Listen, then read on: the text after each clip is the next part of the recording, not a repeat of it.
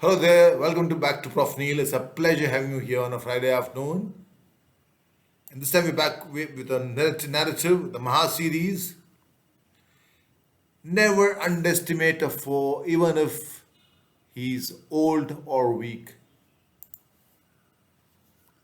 In the exile in the forest, the Pandavas, after losing the game of dice, they were waiting with bated breath for the return of Arjuna, who had gone to Indralok, the world of Indra, his father, to acquire celestial weapons for the war that was about to happen. So one day in the forest, that time, when Arjuna was not there, a flower dropped near, borne by the winds, dropped near Draupadi on the earth. It was a flower so fragrant, better than 1,000 perfumes or 100 perfumes mixed together, the best of perfumes. And when she picked it up, she realized it had 1,000 petals. So she turned to Bheema and told him and requested him, Bheema, get me as many flowers as you can for these flowers. Bhima, realizing this lady, a royal, who had given up her palace, her privileges, her finery, who had not been wearing ornaments, gold, anything for the last so many years, had been staying in the forest, and he had to fulfill this request for her. So he went in the direction of that flower, that is from which side the wind came from. And with the mace in his hand, Bhima was a towering figure. He was like an elephant in must. And because he was on a task assigned by a request by Draupadi, he was even more robust than before. So nothing could impede his path. Mountains, valleys, ravines, hills, forests, jungles, mountain streams, mountain brooks, wild animals, nothing, boulders, crevices, nothing could block his way. Finally, he comes across to a tall, majestic mountain, and somehow he knew that once he crossed this mountain, he would find the abode of this beautiful flower that Draupadi asked him for. So he's on the way to climb atop the mountain, and a small, narrow mountain path, as we all know, are there in mountains. He turns a bend to see an old monkey lying across the path, obstructing his path. So Bhima, being Bhima, arrogant, powerful, strong, shouts at the monkey, "Hello there, you old monkey, wake up, get up, let me move." That evokes, there's no response at all. His shout evokes no response. So Bhima walks across to that monkey's ears and shouts in his roars in his ears, "Listen, you get up, you old monkey, make way for me, I need to go." So the old monkey very, very, very, very slowly turns his head towards Bhima and tells him in a very feeble voice, "Listen, can't you see I'm a very old, frail person? Can't you just jump over me and go?"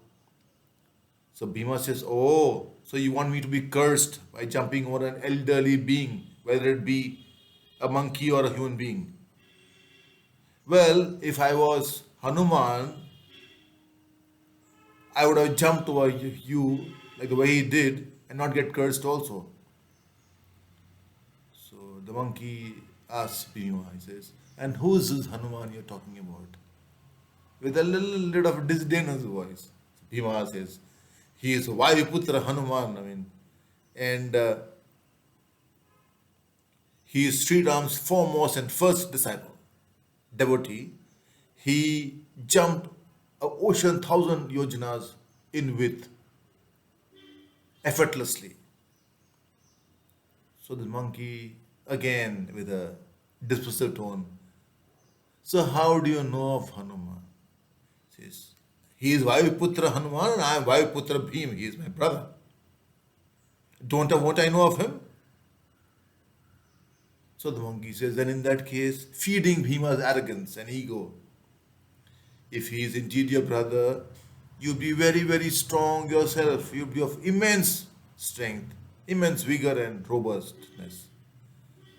So why don't you do me a favor? Why don't you just move my tail a little bit and walk through?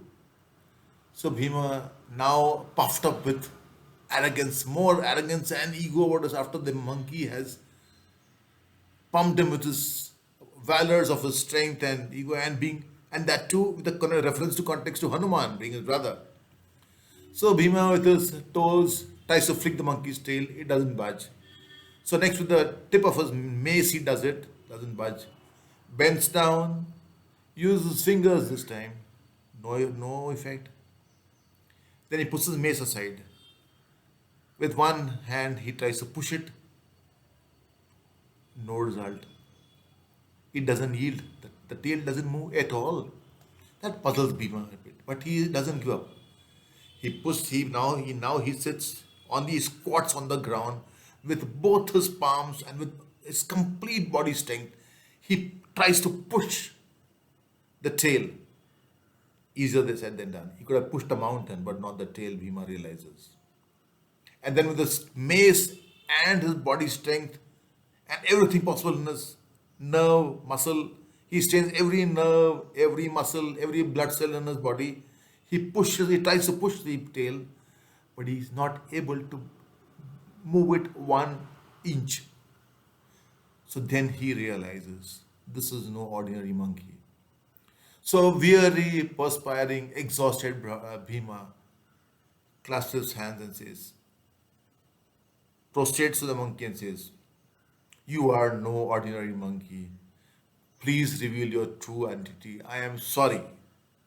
Please reveal your true identity. You are a much more stronger being than I am."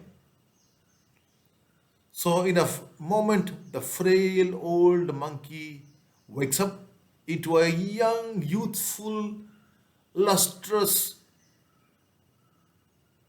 Avanara. So, Bhima looks in awe.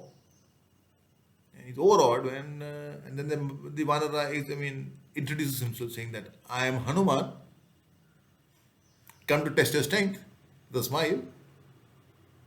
So Bhima is even more overawed. Says, show me that huge immense form that you jumped the ocean with. Hanuman obliges him, and then he embraces him and tells him, I am transferring all my strength to you now. You need that for the war. And when you will, on the battlefield, when you will start battle on the war field, I shall be seated atop Arjuna's chariot. And whenever you will roar, my roar will join yours to magnify 1,000 times, to strike terror into the hearts of your enemy. So Hanuman then after embracing Bhima, directs Bhima to the exact place where he can get the flowers, the saugandha kalyana. But not before teaching Bhima that much needed lesson in humility, which he needed. So then he gathers all the flowers, and overjoyed Bhima now gathers all the flowers and rushes back to Draupadi, enough to make garlands and bouquets. And Draupadi is immensely pleased, and so is Bhima on 2 counts. He's learned a lesson in humility. He's 3 counts rather. He's pleased Draupadi with a very ordinary request which he wanted, and he's had the blessing of his brother. So that's how Bhima learned the power of humility. So embrace the twist of humility to enjoy the return of a boon. Thank you very much.